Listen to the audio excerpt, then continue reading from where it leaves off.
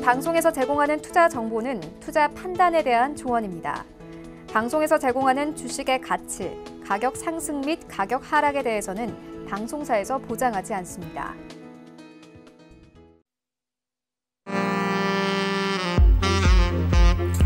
안녕하세요. 베스트 트레이딩맨 일부 진행의 도지행입니다. 오늘 우리 시장도 여전히 강합니다. 강한 시장에 대해서 많은 분들이 의문점을 제기하고 있는데요. 이 강한 시장 언제까지 갈지 궁금하시죠? 오늘 시장에 대한 이야기 두 분의 위원님과 자세히 나눠보도록 하고요. 방송 말미에는 위원님들의 베스트 공략주까지 저희가 준비를 해놨으니까 채널 끝까지 고정 부탁드립니다. 또 본 방송에서 제공해 드릴 정보는 투자 판단에 대한 조언일 뿐 해당 주식의 가치나 수익률을 보장하진 않습니다.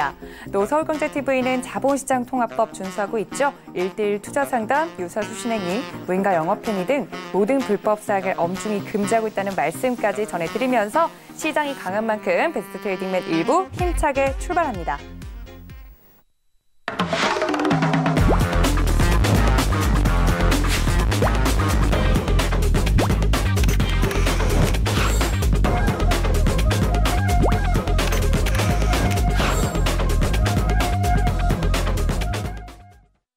네, 오늘 도움 말씀 주실 두 분의 위원님 모셨습니다. 이청원 위원님과 최충성 위원님, 안녕하세요.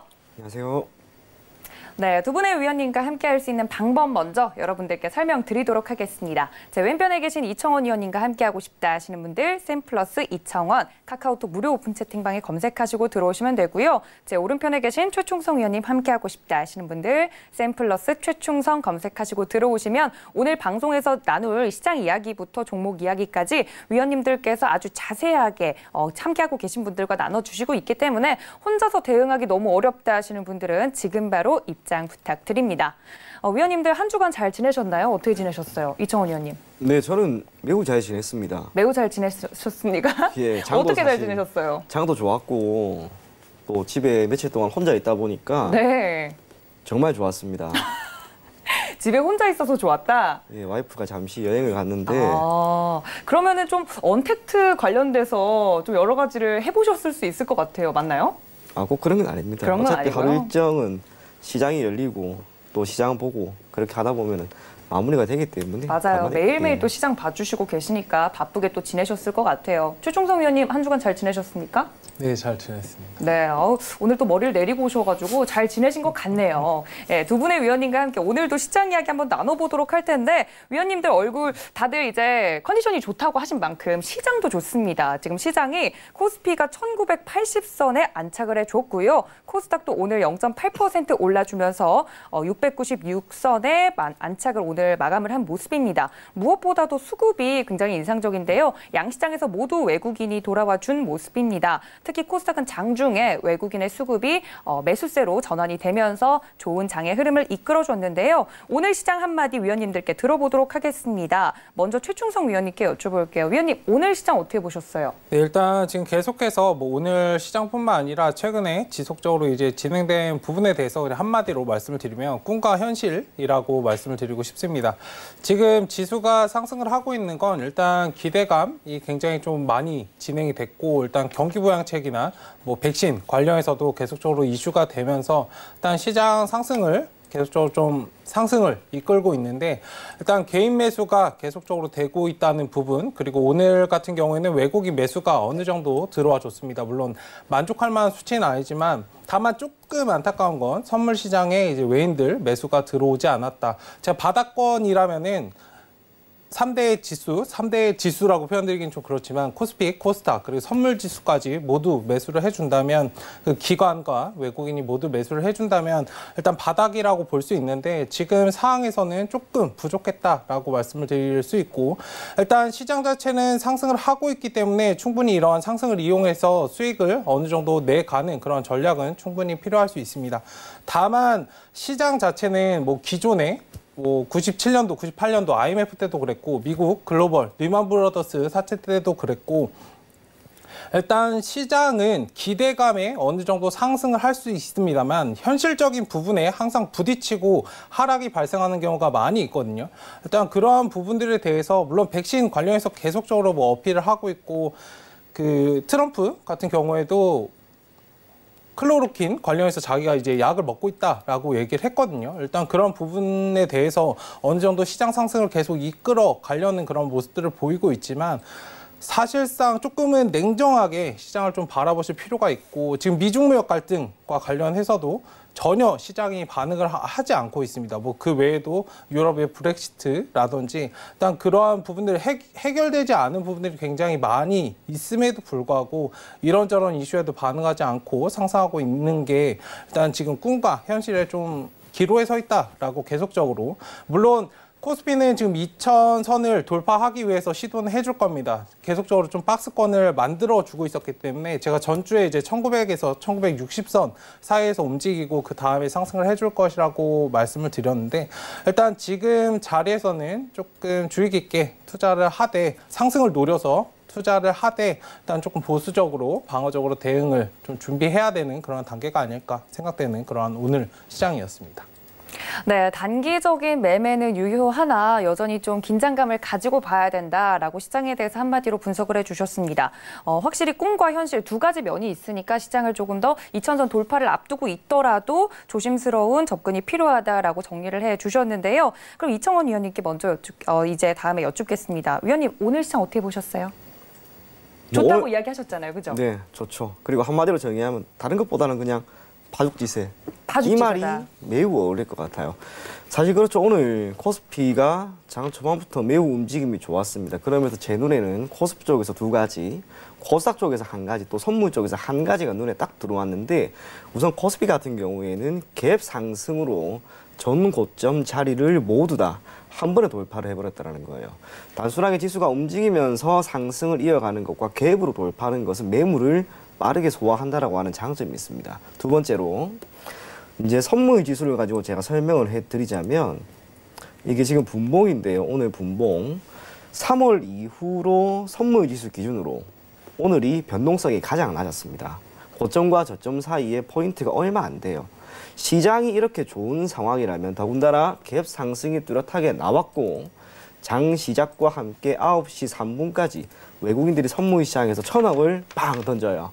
그런데도 시장이 밀리지 않고 이렇게 꿋꿋하게 버텨줬다라고 하는 것은 그만큼 지금 시장이 강하다라고 하는 것을 의미합니다. 두 번째로 선물 쪽에서 보게 되면 오늘 선물 쪽에서는 외국인들이 매도세를 보였는데 현물 쪽에서는 들어왔어요. 최근에 매우 드물게 간헐적으로 현물 쪽에서 외국인들이 들어오죠. 이때 공통점이 좀 있습니다. 그게 뭐냐면 선물 지수가 현물 지수보다 높은 컨텐코 상황이 나온 날이에요. 컨텐코가 되어야 우리가 흔히 말하기로 정상적인 시장이라고 하고 그때 외국인들이 수급적인 개선세를 현물 시장에서도 저는 보인다라고 보여집니다. 그렇기 때문에 오늘 외국인들이 컨텐코 상황을 보면서 이렇게 시장이 유입된 것 그것을 결코 나쁘게 보일 필요는 없지 않을까 그렇게 보입니다. 마지막으로 봐야 될 게 이제 코스닥인데 사실 오늘 코스닥이 장 초반에 하락전환 되었습니다. 물론 종가 기준으로는 결코 뭐 하락이라고 할 수도 없는 0.8% 정도 상승 마감했지만 서도 장 초반에 0.4% 이상 하락하는 움직임이 나왔어요. 코스피는 2%는 상승하는데 반해 코스닥은 이렇게까지 빠질 이유가 뭘까? 사실상 그렇습니다. 두 지수가 보이는 상관계수라고 하는 게 각 1년이든 10년이든 샘플 기간을 두고 통계적으로 결과를 내린다면 상관계수가 아무리 못해도 0.8이 나와요. 이게 뜻하는 게 뭐냐면 코스피가 상승 마감한 날 그리고 코스닥은 상승 마감할 가능성이 매우 높다라고 하는 것이고 민감도의 측면에서 본다면 코스피가 2%나 올라가면 코스닥 필연적으로 상승 마감합니다. 그렇지 않은 상황이 장 초반에 나왔다라고 하는 것은 이거는 철저하게 코스닥 시장 안에서 어떠한 움직임이 시장 전체를 지배할 만한 움직임이 나왔다는 거죠. 그게 뭐였냐? 아마 여러분들 모두 다 아실 거예요. 코로나19에 대한 치료제, 이 기대감이 코스닥 그동안 시장을 강하게 움직였던 그중에서도 코로나19와 관련된 제약 바이오 기업들의 주가 약세를 오늘 하루 만에 다 보였습니다.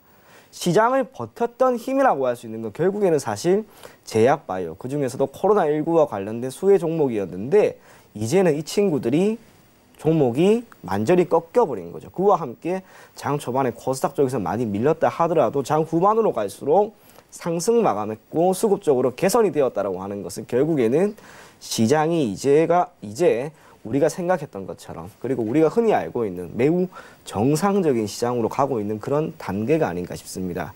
그러한 측면에서 오늘부터 시장은 다시 한번 추세를 형성하고 갈 거라고 봐요.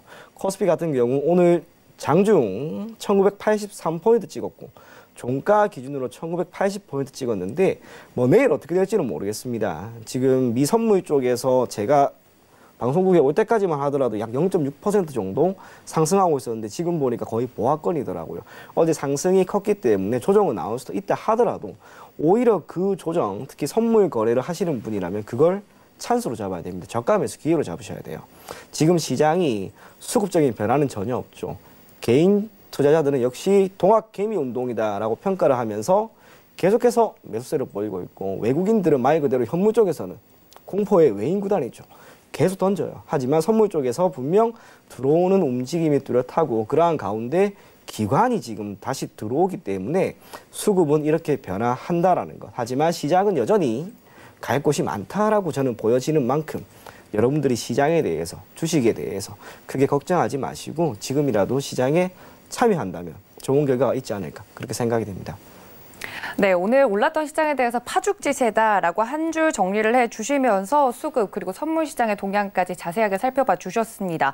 아무래도 시장이 오르는 건 긍정적인 시그널이긴 한데 대부분 많은 분들이 지금 이렇게 올라가고 있는 시장에 대해서 좀 비정상적으로 올라가고 있다 이런 의견들이 많더라고요. 최충성 위원님, 만약에 이 시장이 비정상적으로 좀 움직인다고 하면 어떤 부분 때문에 그런 평가들을 하는 걸까요? 네, 일단 아까 말씀드렸지만 지수 주식이라는 거는 일단 주가 자체는 기대감으로 먼저 이제 선반영돼서 움직이는 면이 있는데 그 뒤에 이제 내면을 항상 보게 돼 있습니다. 기업의 가치를 따라간다라고 우리가 흔히 얘기하는 것처럼 일단 실적이 뒷받침되지 않고 영업이익이나 이런 부분들이 결국에는 속빈 강정이라고 표현을 하는데 특히 바이오 종목들 상승을 많이 하지만 영업이익이 제대로 나지 않고 임상 시험에 대해서 계속적으로 좀 실패를 한다면 주가가 본래 자리로 돌아가기 마련이거든요. 일단 그런 관점에서 좀 시장을 바라보시는 그러한 것이 좀 필요하지 않을까. 일단 지금 시장에서는 그러한 영향들 때문에 조금 좀 보는 시각 자체가 좀 갈리는 모습이지 않을까 생각됩니다. 네, 알겠습니다. 이청원 의원님께서 말씀해 주셨던 것처럼 오늘 코스닥이 코스피에 비해 그렇게 가지 못했던 이유가 제약바이오주에 이제 희비가 엇갈리면서 좀 코스닥은 상승세가 좀 제한적이었다 이런 이야기를 해 주셨는데 확실히 코로나19 치료제 기대감에 의해서 오늘 시장이 양분화된 모습을 보여줬습니다. 이렇게 시장 한 줄 정리를 마치도록 하고요. 오늘 장을 이끌었던 이슈들도 정확히 짚어보도록 하겠습니다. 크게 두 가지 이슈를 저희가 꼽아왔는데요. 첫 번째 이슈 함께 만나보시죠.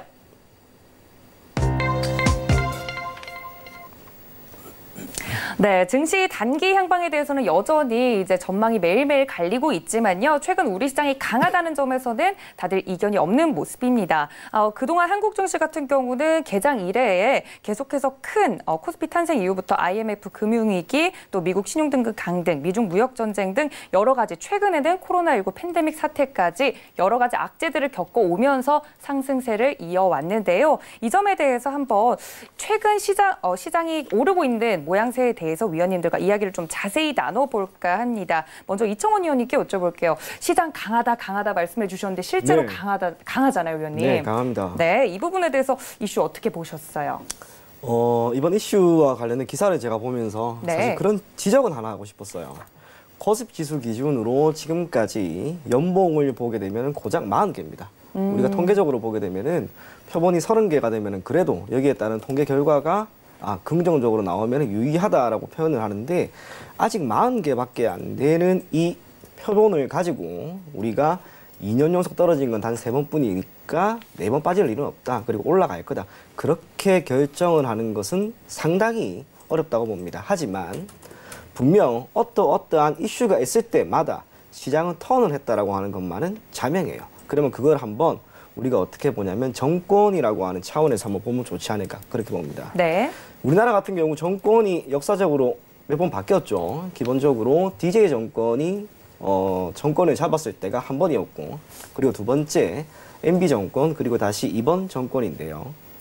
IMF 사태가 터진 이후로 코스피 지수가 270포인트까지 떨어졌어요. 그러면서 정권이 DJ 정권으로 바뀌었고 노무현 정권까지 약 10년 동안 코스피 지수가 저점 대비 약 8배가 됩니다. 그리고 나서 서프라임을 맞고 MB 정권, 박근혜 정부까지 코스피 지수가 다시 약 2배 정도 뛰어요. 그러면 지금은 어떤가?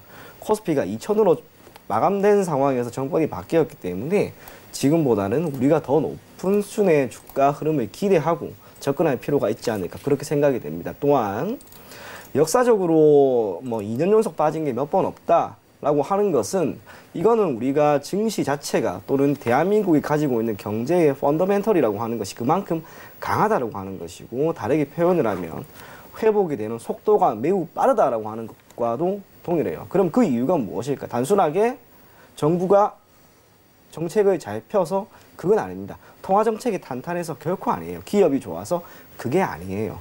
환경이라고 할 수 있죠. 금융시장에서 결국에는 대한민국은 수출을 주도하고 있는 수출 주도형 국가이기 때문에 필연적으로 환율이라고 하는 이 친구에 의해 상당 부분 많은 결과가 달라집니다. 기본적으로 국가 경제가 매우 위험한 상황이 돼요. 또는 산재되어 있는 리스크가 커지고 신용 위험이 올라가면 자연스럽게 환율은 올라가게 되고 이에 따라서 수출품을 기반으로 하고 있는 대한민국 국가 경제는 이 환율에 따른 수혜를 받습니다. 그래서 환율은 그런 표현을 하죠. 자동 안정화 기능을 가지고 있다고. 시장이 좋지 않거나 경제가 좋지 않은 상황에서 환율이 급격하게 올라가면 단기적으로 어려움이 있다 하더라도 그것이 기업이 얻을 수 있는 채산성을 크게 회복시키기 때문에 단기적으로 대한민국은 언제나 매우 빠르게 회복을 하는 것이 아닌가 그렇게 생각이 됩니다. 반면 우리가 이 부분에 대해서 조금 더 글로벌적으로 생각을 하면 지금 중국이 그렇겠죠. 중국도 수출 주도형 국가임에도 불구하고 경제 전체가 회복되는 시간이 많이 걸리는 이유는 다른 게 아니에요. 역시 환율이에요. 대한민국은 사실 그런 게 있죠. 1997년 IMF 맞았던 근본적인 원인이 무엇이냐라고 물어본다면 무리하게 OECD에 가입하려고 했던 것에서 그 문제를 찾을 수가 있습니다. OECD에 가입하기 위해서는 우리가 흔히 알고 있는 4대 선결 조건이 있는데 그 중에 하나가 외환시장의 완전한 개방이에요. 하지만 중국 같은 경우에는 지금도 그러질 않죠. 완전 개방한 것이 아니라 고정 환율 제도를 유지하고 있다 보니까 경제 전체가 좋지 않은 상황에서 이 환율에 따른 수혜를 전혀 받지 못하고 있는 거예요. 반면 대한민국은 환율 효과를 충분히 일으키기 때문에 어찌 보면 전 세계에서 가장 빠르게 지수 자체가 회복되는 것이 아닌가 그렇게 보여집니다. 또 하나 생각을 해보면 지금 전 세계 모두 다 코로나19에 따른 충격으로 인해서 경제가 무너졌습니다. 다만 여기에 따른 회복 속도라고 하는 측면에서 보면은 역시 이 코로나19에 대한 치료나 기타 다양한 부분들이 원활하게 되어 있는 국가가 그 회복력이 빠를 거예요. 중국이나 대한민국. 그중에서도 지금 대한민국이 전 세계적으로 모범생이다라고 하는 평가를 받을 만큼 많은 관심을 받고 있습니다.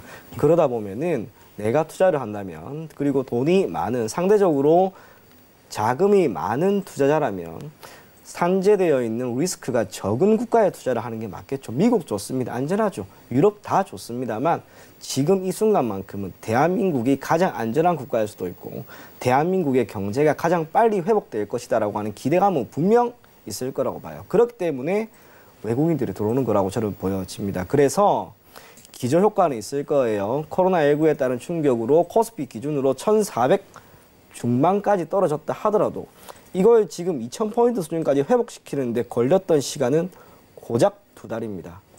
미국이, 유럽이 전혀 그러지를 못했죠. 근데 대한민국은 지금 하고 있어요. 그래서 저는 개인적으로 이 코로나19에 따른 사태가 대한민국은 약간 줄어들고 전 세계가 계속 확산되는 분위기라면 가장 큰 수혜를 대한민국이 받지 않을까 그렇게 생각을 합니다. 시장이 그렇기 때문에 앞으로도 더 좋을 거라고 생각하는 만큼 또 조금 전에 기사로 나왔던 이번 마켓 이슈에 따라서도 여러모로 시장을 긍정적으로 바라보시고 계속해서 시장 관심 가져주면 크게 문제 없을 거다 그렇게 생각이 됩니다.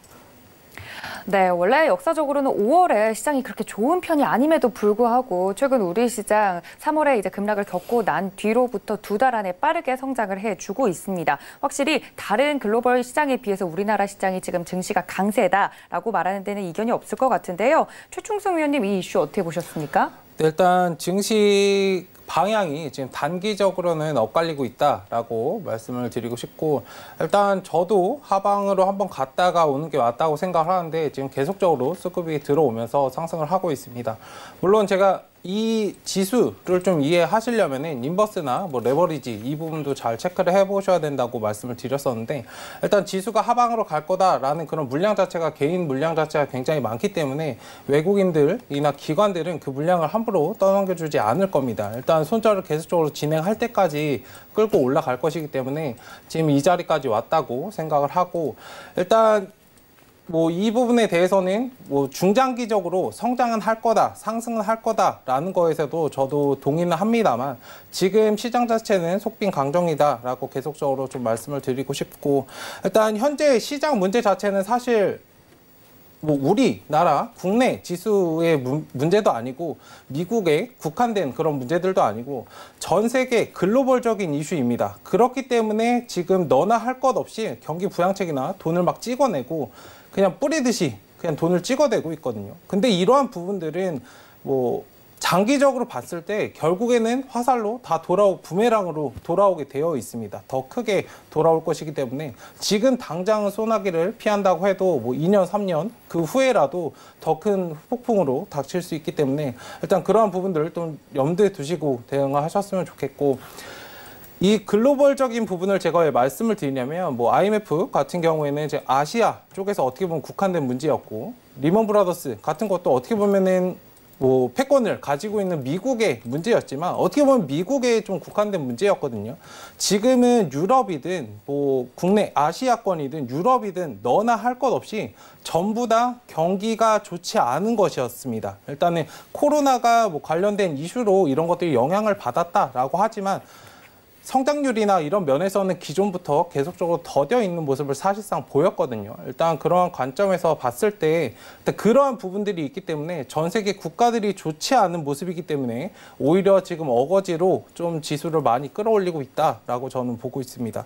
그리고 제가 계속적으로 좀 반복해서 말씀을 드렸듯이 주가는 기대감으로 상승하는 것이 맞지만 일단 실질적인 그 원인이 해결이 되지 않는다면 일단 지수가 상승을 하더라도 굉장히 상승에 제한이 있을 것이고 결국에는 어쩔 수 없이 하락하게 되는 부분이 있는데, 일단 시장 자체에 대해서 제가 좀 비관적으로 말씀드렸다고 하더라도 상승을 줄 때는 일단 종목들을 최대한 많이 그 순환매 장세가 돌아가는 거에서는 일단 종목들을 어느 정도 좀 뿌려두시고 수확을 계속적으로 하시면서 가셨으면 좋겠고, 이러한 순환매 장세가 진행이 되는 거는 사실상 이제 대장주를 가리기 위함이거든요.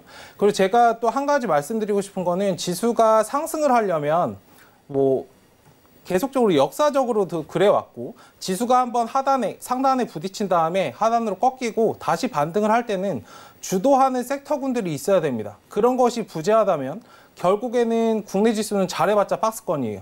계속적으로 우리가 이번 상승 전에, 이번 하락 전에 상승을 해왔던 그러한 것에서도 볼 때 계속적으로 6, 7년 정도는 계속적으로 박스권을 만들어 왔거든요.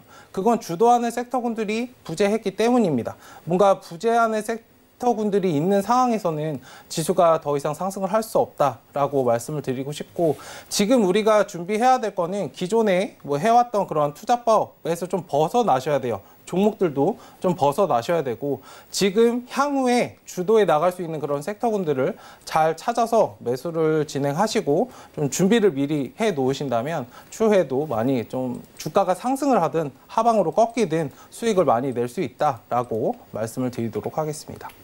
네, 최근에 올랐던 이 상승 흐름이 미봉책으로만 끝나면 안 된다라고 말씀을 해주시면서요. 최근 계속해서 진행됐던 순환매 장세는 어디까지나 이제 대장주를 가리기 위한 움직임인데, 그 대장주들이 나타나주지 않으면 언제나 이제 비정상적으로 좀 움직일 수밖에 없다. 시장에 대해서 주의해야 될 점에 대해서 최충성 위원님께서 말씀을 해주셨습니다. 여기까지 체크해 보도록 하고요. 그렇다면 이제 다음 시대를 준비할 만한 계속해서 순환매 장세가 돌았다면 다음 시대의 대장주는 무엇이 될 것인가, 여기에 대해서 많은 분들이 궁금해하실 것 같으니까 바로 두 번째 이슈로 넘어가 보도록 하겠습니다. 두 번째 이슈 함께 만나보시죠.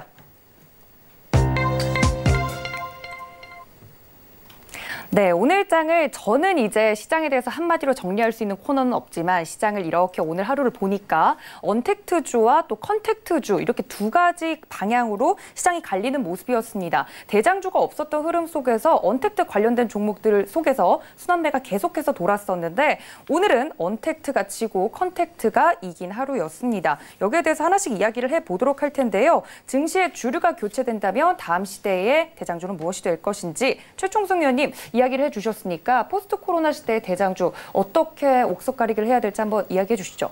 네, 일단은 제가 앞서 말씀을 드렸지만 일단 뭔가 지수가 하방으로 꺾인 다음에 그다음에 반등이 나올 때는 주도하는 섹터군들이 있어야 그리고 상승을 좀 지속적으로 할 수 있기 때문에 그러한 부분들에 대해서 지금은 좀 준비를 하셔야 될 때입니다. 일단 포스트 코로나 시대라고 하면서 일단 기존에는 4차 산업과 관련된 그런 부분들이 우리 생활에 사실상 이미 있었거든요. 그런데 이제 코로나발 이슈로 사람들이 접촉을 좀 피하고 그러한 부분들이 발생을 하면서 좀 갑자기 확 와닿게 된 거거든요. 일단 그러한 관점에서 좀 접근을 하셨으면 좋겠고 일단 투자 방식을 좀 계속적으로 기존에 해왔던 것들 뭐 바이오 종목들도 굉장히 좋아하실 텐데 단순 임상시험만으로는 상승을 할 수 없습니다. 제가 말씀드린 건 물론 상승을 할 수 있으나 그 지수가 상승하는 데 있어서 바이오 종목군에 대장이 될 수 없다라고 말씀을 드리고 싶은 건데 일단 4차 산업과 연관된 그러한 바이오주들 그리고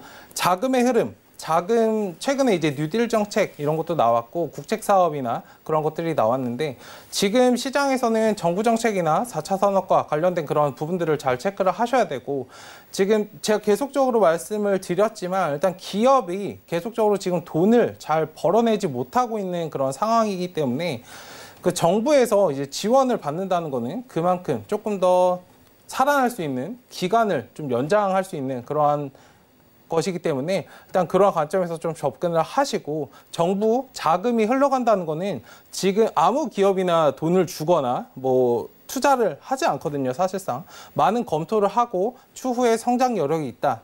라는 그런 기업들이 투자를 하기 때문에 그런 관점에서 좀 접근을 하셔서 그런 종목들을 잘 체크를 해보셨으면 좋겠습니다. 일단 지금 상황에서는 사실상 일반적인 그런 기업들, 우리가 알고 있는 그런 기업들로는 사실상 수익을 내기가 굉장히 힘들 거예요. 추후에 그런 시장 방향을 계속적으로 보시고 자금이 흘러가는 그런 방향들을 보시면 지금 당장은 뭐 이슈를 못 받을지언정 2년, 3년 우리가 흔히 얘기하는 나는 장기 투자를 할 거야 라는 그런 관점에서 접근할 수 있습니다. 그리고 4차 산업 관련해서는 굉장히 뭐 벌써 4차 산업이야 왜 저런 것들을 보고 있어 라고 생각하실 수도 있지만 제가 지수를 가지고 예전에 한번 말씀드린 적이 있어요. 미국에 항상 10년 후행돼서 나타난다라고 말씀을 드렸던 적이 있는데 2005년도 줄기세포 그때도 잘 한번 생각을 해보시면 미국에선 이미 바이오 관련 종목들이 거의 고점을 달성하고 굉장히 많이 상승을 하던 그 시기이거든요. 근데 우리는 바이오 관련주들에 사실상 관심이 없었기 때문에 추후에 이제 10년 뒤에 15년도, 17년도부터 본격적으로 이제 상승을 진행을 했습니다. 일단 그러한 관점에서 우리도 이러한 부분들을 향후 10년을 보고 투자할 수 있는 그런 기업들을 잘 보시고 옥석거리기를 해야 될 때라고 저는 생각을 하고 있습니다. 네, 앞으로 10년 뒤에 이제 잘 갈 종목들에 대해서 골라내는 눈이 필요한 시기다라고 위원님께서 말씀을 해주셨습니다.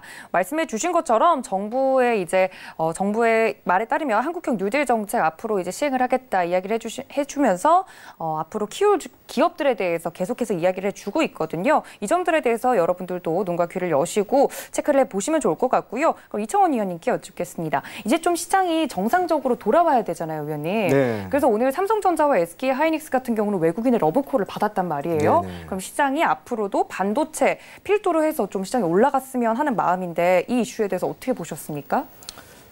조금 전에 아나운서님께서 말씀하신 것처럼 언택트 관련주들이 오늘 진 건 맞습니다. 하지만 산업 전체로 보게 되면은 해당 언택트 관련된 산업이 앞으로 성장할 것이다라고 하는 것만큼은 크게 변함이 없겠죠. 네. 다만 주가라고 하는 것이 오늘 단기적으로 밀렸을 뿐이에요.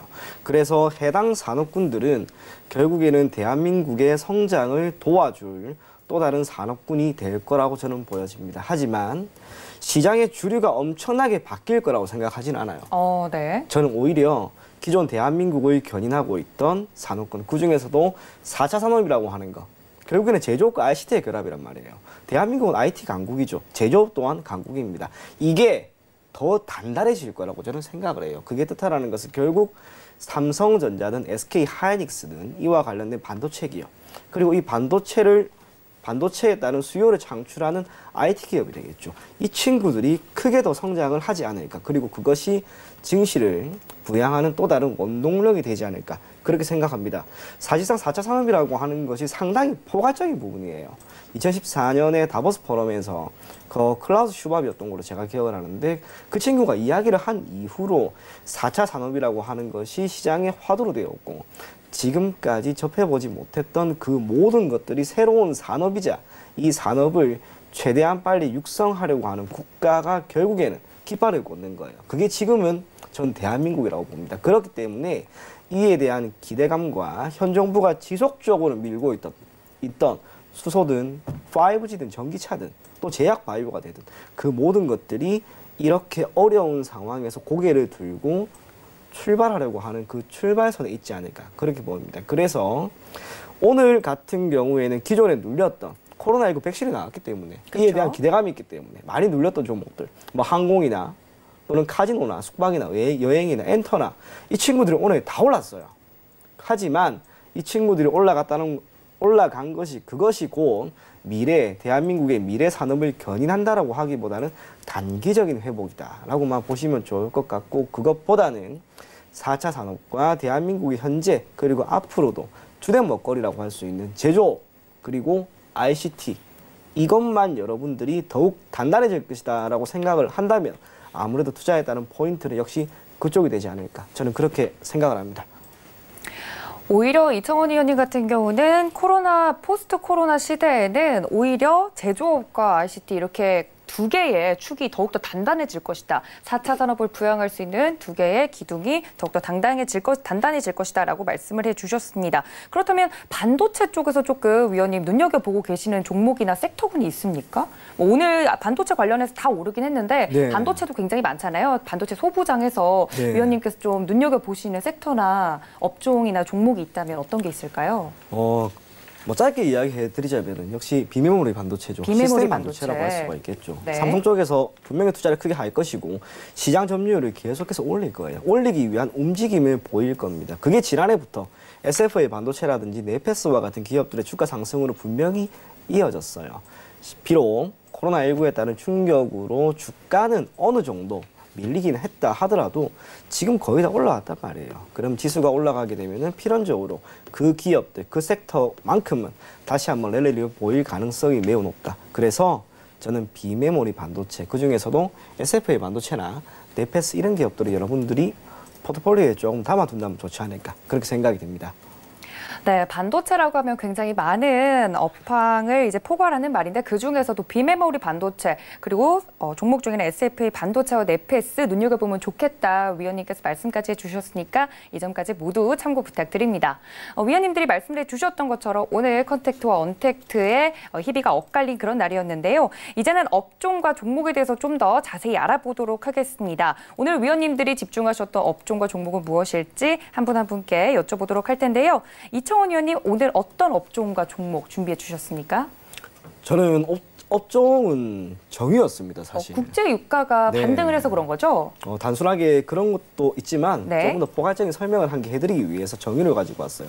사실 오늘 항공이라든지 여행, 숙박, 기존에 많이 눌렸던 종목들이 더 관심을 받았습니다. 하지만 제가 정유를 가지고 온 이유가 뭐냐면 과연 우리가 전통적으로 그리고 고전적으로 알고 있는 것처럼 국제유가가 빠지면 시장은 빠지고 국제유가가 올라가면 시장이 올라가는가, 거기에 대한 답을 여러분들에게 드리기 위해서입니다. 차트 지금 띄워놨는데 위에 보이는 게 다우예요. 네. 그리고 아래 보이는 게 국제유가입니다. WTI인데 지금 노란색 원이 보이죠. 이게 2014년이에요. 2014년부터 미 증시는 이러거나 저러거나 분명히 상승 흐름을 보였지만 국제유가는 지금 빠졌죠. 근본적으로 국제유가가 빠지는 이유가 셰일 업체들, 이 친구들의 등장이라고도 할 수 있지만 2014년 이때 매우 특별한 게 하나가 있습니다. 그게 뭐냐면 중국이에요. 중국의 경제 성장률이 기존에 유지해왔던 연 8% 이상의 경제 성장을 이루겠다라고 하는 바오바 정책이 처음으로 딱 깨진 게 바로 2014년입니다. 이때 경제 성장률이 제가 기억하기로 6.1% 정도 수준이었어요. 물론 다른 국가들에 비하면 결코 낮은 수준은 아니지만 중국이 연 8%의 경제 성장을 못 이룬 시작이 되는 그 한 해입니다. 중국은 전체적으로 전 세계에서 차지하는 소비가 엄청나겠죠. 석탄도 있겠지만 석유, 원유에 대한 수요는 엄청납니다. 그 수요가 줄었고 이때부터 국제유가는 약간씩 빠지는데 다만 우리가 생각해야 될 거 전통적으로 국제유가와 미증시가 또는 대한민국 증시도 마찬가지예요. 둘의 상관관계는 어느 정도 유의한 결과를 보인다 또는 유의성을 보인다라고 하는데 지금 보면 어떤가요? 최근 몇 년 동안 국제유가는 하락 추세에 있는데 만약 미증시는 올라가죠. 그러면 과연 우리가 국제유가의 움직임을 살펴보면서 굳이 미증시든 대한민국 증시든 투자를 크게 고려할 만한 필요는 없다는 거예요. 비록 최근에 유가가 반등을 해서 지수가 상승을 한 것도 어느 정도 있습니다만 그것보다는 유가의 상승에 따라 지수가 상승했다라고 하기보다는 유가가 조금 안정화되었기 때문에 그래도 지수가 상승하는데 또 다른 영양분이 되었다라고만 생각을 하시는 게 매우 좋습니다. 어찌되었든 간에 최근에 유가가 올라가는 건 매우 좋은 흐름이에요. 그리고 지난 마이너스까지 갔다가 지금 다시 배럴당 30달러까지 올라왔는데 아마도 이거는 50달러 수준까지 올라갈 겁니다. 거기에서 어떻게 움직임을 보이느냐에 따라서 추후 흐름은 달라진다 하더라도 결국에는 수요가 살아야지 국제유가가 올라갈 것이고 국제유가가 올라간다라고 하는 것은 수요가 늘어난다라고 하는 것은 산업이 그래도 회복한다라는 거라는 것. 그래서 국제유가는 그 정도 참고만 하시면 좋을 것 같고요. 다만 우리가 이제 투자를 하는 입장에서는 역시 국제유가의 반등에 따라서 국제유가와 가장 민감하게 주가가 움직이는 그 종목을 봐야겠죠. 그게 바로 S오일이에요. 오늘 준비해 주신 종목이요? 네, S오일인데 제가 왜 S오일이냐면 예전에 제가 대학원에 있을 때 이 통계를 한번 다 내봤는데 뭐 SK이노베이션이라든지 석유화학 관련된 금호석유 또 여러 가지 종목들 있죠. 전부 다 해서 제가 통계를 딱 한번 내보니까 S오일이 국제유가와 상관계수가 0.91이 나왔어요. 엄청나게 높게 나와요. 이게 뜻하는 것은 S오일의 주가에 미치는 변수는 실적, 재무, 뭐 이슈 그런 것보다는 무조건 국제유가라는 거예요. 근데 국제유가가 지금부터 다시 한번 폭락이 나올 것인가? 그걸 기대하기는 우리가 힘들다라는 거죠. 그러면 지금 S오일이라고 하는 종목의 주가가 오늘 기준으로 약 7만 얼마로 제가 봤는데 이게 72,400원인데 여기부터 다시 한번 올라갈 가능성이 분명히 있을 것이고 갭 상승이 크게 나오면서 8%로 올라갔기 때문에 적어도 큰 하락은 없을 거라는 거예요. 하락이 크지 않다라고 하는 것은 수익에 대한 기대보다는 우리가 투자에 따른 손실을 매우 막을 수 있다는 장점이죠. 그래서 S오일 여러분들이 지금부터 보셔도 늦지 않다라고 보여집니다. 대략 85,000원까지는 무난하게 가지 않을까 그렇게 보여집니다. 그렇다면 손절가는 어떻게 잡는 게 좋을까요, 의원님? 예, 손절가는 65,000원 정도만 잡고 대응하시면 될 것 같아요. 알겠습니다. 정유주 관련해서 S오일 국제유가와의 연동성이 굉장히 큰 종목이고 목표가가 85,000원, 손절가 65,000원 말씀을 해주셨으니까요. 정유주 쪽에서 어떤 종목 사야 될지 궁금하신 분들 S오일 눈여겨보시면 좋을 것 같습니다. 자, 이제 최충성 위원님께 여쭙도록 하겠습니다. 위원님, 오늘 엔터주가 많이 오르긴 했는데 원래 엔터주 되게 좋아하시잖아요. 네. 근데 오늘은 어떤 업종 준비해 주셨어요? 네, 원래 엔터주를 가지고 나오려다가 네. 일단 화요일만 되면 엔터주가 좀 잘 움직이는 것 같아요. 일단은 또 말씀드리려다가 오늘은 조금 다른 부분에 대해서 눈에 띄는 종목이 좀 있어서 말씀을 드리려고 가지고 나왔습니다. 일단은 파워넷이라는 종목입니다. 일단 장 후반에 좀 많이 상승을 하고 상한가에 좀 달성을 하는 모습이었는데 일단 5G 관련 종목이고 머큐리 관련해서도 계속적으로 좀 시장에서 이슈가 되고 있는 종목입니다. 오늘은 이제 테슬라 관련해서 이슈가 좀 있었나요? 이슈가 나오면서 일단 강하게 상승을 좀 하는 모습이었는데 일단 중국에서 지금 테슬라 관련해서는 중국에서 수출을 많이 하고 있고 인구도 계속적으로 좀 많은 시장이기 때문에 지금 중국에서도 계속적으로 전기차, 뭐 우리나라는 다소 그렇진 않지만 중국이나 유럽 쪽에서는 계속적으로 좀 전기차 를 사용하라고 계속 권유를 하고 있거든요. 일단 그러한 부분에서 테슬라가 이제 세계 최초로 중국 리튬 인산철과 관련해서 배터리 그런 뭐 특허를 가진 소식에 일단 강하게 상승을 했습니다. 지금 시장에서 최근에 이제 뭐 현대 그리고 삼성이 만나면서 그 배터리 관련해서 계속적으로 좀 이슈가 됐었잖아요. 일단 그러한 부분들에 대해서 제가 삼성, SDI 같은 종목들은 물론 좋은 종목이지만 좀 다른 종목을 보시라라고 말씀을 드렸었는데 일단 이런 종목들을 좀 보시고 좀 중기적으로 가져가시는 그런 전략이 좀 필요하지 않을까 생각이 됩니다.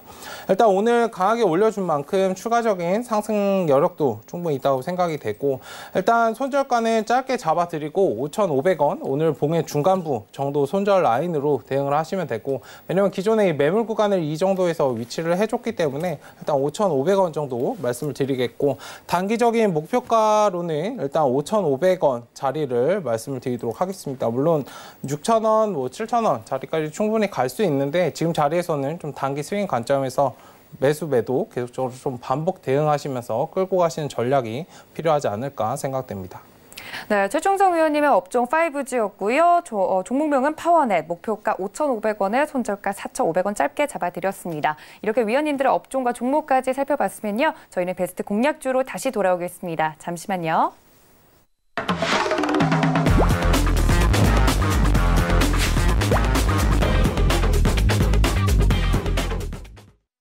네, 두 분의 공통된 의견 중에 하나가 이렇게 시장이 강한 만큼 수익률 게임에 지금 바로 동참해야 된다 이런 의견이셨는데요. 내일장에 당장 공략이 가능한 베스트 공략주들 알아보도록 하겠습니다. 이청훈 의원님 어떤 종목 준비해 주셨습니까? 네, 저는 신일전자라고 하는 종목이에요. 아마 아나운서님도 그렇고 여러분들 대다수 한 번은 들어봤을 겁니다. 네. 에어컨 판매가 네네, 맞아요. 아무래도 지금 많이 늘어날 것 같아요. 대표적이라고 할 수 있는 파세코. 물론 LG전자라든지 삼성전자와 파세코와 신일전자는 다릅니다. 하나는 대형, LG나 삼성은 대형 가전인데 반해 신일전자나 파세코와 같은 기업은 소형이에요. 근데 소형이 가지고 있는 장점이 있죠. 가격이 싸고 또 AS는 비록 안 좋다 하더라도 성능이라고 하는 측면에서는 크게 딸리지 않는다라는 것. 그래서 신일전자나 파세코나 지금 이 종목들이 최근에 주가 상승이 강하게 나오고 있는데 그중에서도 지금부터는 신일전자가 조금 더 가지 않을까 그런 생각이 들어서 이 종목을 오늘 여러분들에게 한번 눈여겨볼 것을 권해드리려고 합니다. 시간 외에서 3%는 상승했어요. 이게 제가 한 오후 2시쯤에 이 만들어 놓은 통계 프로그램에서 우선 나왔는데 이후로 주가가 쭉쭉 뻗어가 버려서 내일 아마 갭 상승이 분명 나올 겁니다. 하지만 무리하게 잡지는 마세요. 시간에서 이렇게 올라갔다 하더라도 주가가 장 초반에 갭 상승이 크게 나오면 결국 잡지 마시고 그냥 다른 종목으로 차라리 눈여겨볼 것을 권해드리겠고요. 그게 아니라 2,430원 정도 미만에서 만약 움직인다면 한 번 정도는 여러분들이 이 종목을 포트폴리오에 편입해도 좋지 않을까 그런 생각이 듭니다. 목표 가격은 우선은 2,640원입니다. 2,640원은 지난 6월이었죠. 6월에 보였던 가격대까지 이까지를 목표 가격으로 설정을 하고 손절 가격은 대략 2,200원 정도를 잡고 대응한다면 그래도 단기적으로 여러분들에게 좋은 결과를 주지 않을까 그렇게 생각이 됩니다. 네, 반가운 마음에 저희 집에 있는 선풍기도 신일전자인 것 같습니다. 반가운 마음에 라는 리액션을 했는데 2,400원 이하로 가격이 떨어지고 매수가가 들어오면 공략을 좀 해보자라고 말씀을 드리면서요. 목표가 2,640원, 손절가 2,200원으로 잡아드렸으니까 이 점까지 모두 참고 부탁드립니다. 자, 다음은 최충성 위원님의 베스트 공략주인데요. 위원님 어떤 종목 준비해 주셨나요? 네, 일단 저는 많이 알고 계시는 하이비전 시스템이라는 종목에 대해서 말씀드리겠습니다. 스마트폰 카메라 모듈 업체로 많이 알고 계신데 일단 오늘 상승이 하단에서 위치해 있다가 지금 상승이 어느 정도 나오는 모습입니다. 지금 단순 카메라 모듈 관련주들을 봐서 뭐하냐라고 생각하실 수도 있는데 일단 4차 산업과 관련된 그런 부분들을 제가 계속적으로 말씀을 드렸기 때문에 일단 단기적뿐만 아니라 중기적인 관점에서도 투자가 가능하다라고 말씀을 드리고 싶고 이 하이비전 시스템의 자회사에서 이제 3D 프린터를 계속적으로 좀 개발을 진행을 할 예정이고 진행할 것입니다. 일단 그러한 부분에 있어서도 계속적으로 좀 관심을 가지고 좀 지켜봐야 될 그런 종목이라고 생각되고 일단 신규 3D 센싱 모듈 채택 에 대해서도 수혜를 받을 수 있는 그런 기업이기 때문에 지금 자리에서 지금 저점 구간에서 천천히 반등이 나오고 있기 때문에 충분히 노려보셔도 부담 없는 가격대로 보이고 있습니다. 일단 단기 스윙 관점에서는 상단 120선 17,770원 1,770원 정도 목표가로 제시해드리겠고, 일단 손절 라인은 짧게 60일선 9,000원 구간 말씀을 드리도록 하겠습니다. 지금 자리 60일 정도 잘 지켜주는지 확인하시고 천천히 진입을 하셔도 되고, 부담 없는 박스권 구간이기 때문에 천천히 한번 보셨으면 좋겠습니다. 네, 하이비전 시스템 말씀을 해주셨습니다. 목표가 1,770원에 손절가 9,000원 잡아주셨습니다. 만약에 좀 단기적으로 좀 빠르게 수익을 안겨줄 수 있는 종목 찾고 있다 하시는 분들은 하이비전 시스템 눈여겨보시면 좋을 것 같습니다. 자, 그렇다면 지난 종목들에 대한 AS도 함께 해봐야 될 것 같은데요. 이청원님, 지난번에 이제 말씀해 주셨던 종목이 대우부품 맞습니까? 네, 맞습니다. 대우부품. 만약에 대우부품 지금도 갖고 계시다. 물론 수익을 보셨잖아요, 그죠? 네. 갖고 계신 분들은 보셨을 것 같은데 좀 아직도 갖고 있다고 하면 AS를 좀 어떻게 진행해 볼까요?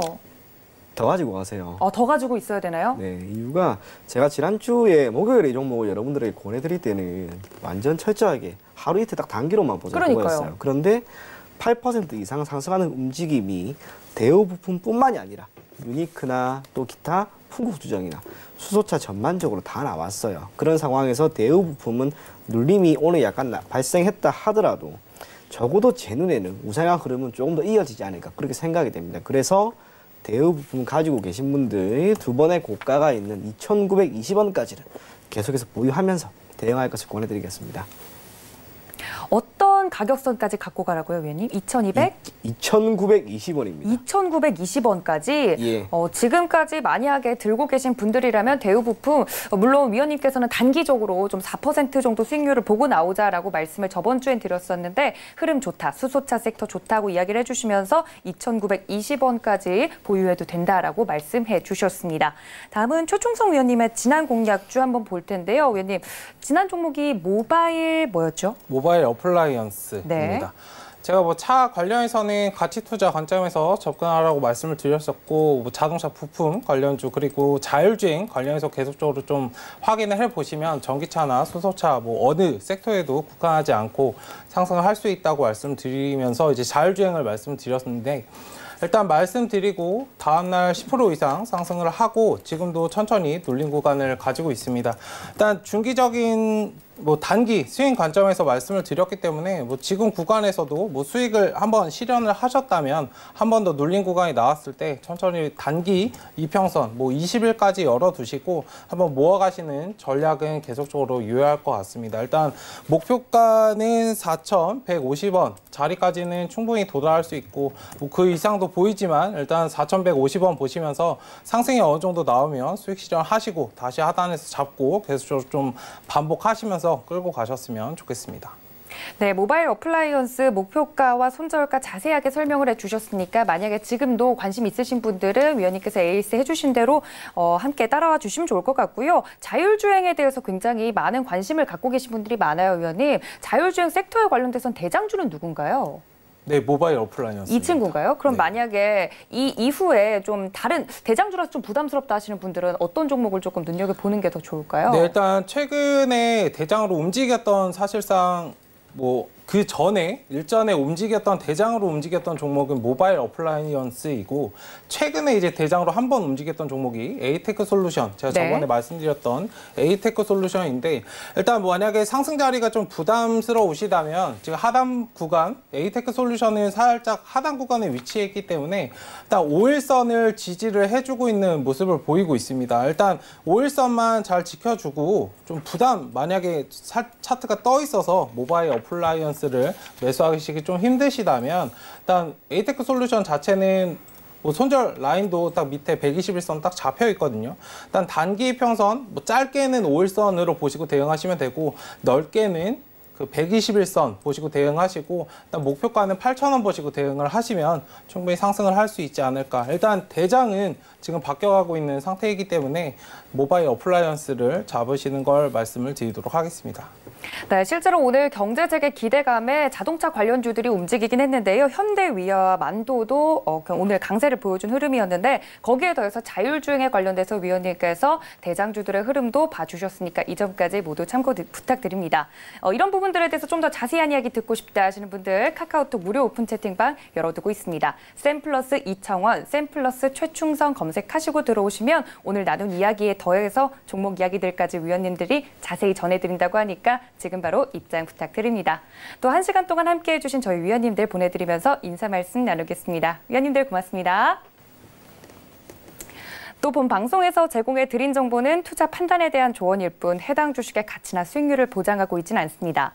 또 서울경제TV는 자본시장 통합법 준수하고 있는데요. 1:1 투자 상담, 유사 수신행위, 무인가 영업행위 등 모든 불법사항을 엄중히 금지하고 있다는 말씀까지 전해드리면서 저희 배트맨 1부에서 준비한 소식은 여기까지입니다. 평안한 밤 보내시길 바라고요. 내일 이 시간 여러분 다시 찾아뵙겠습니다. 지금까지 시청해주신 여러분 고맙습니다.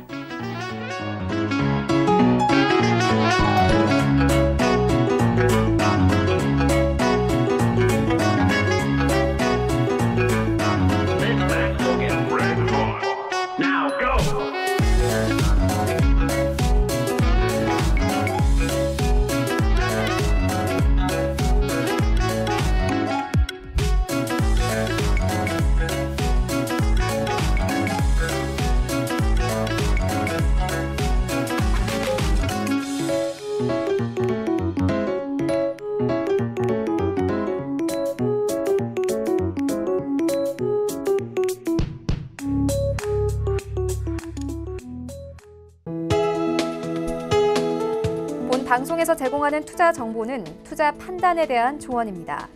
방송에서 제공하는 주식의 가치, 가격 상승 및 가격 하락에 대해서는 방송사에서 보장하지 않습니다.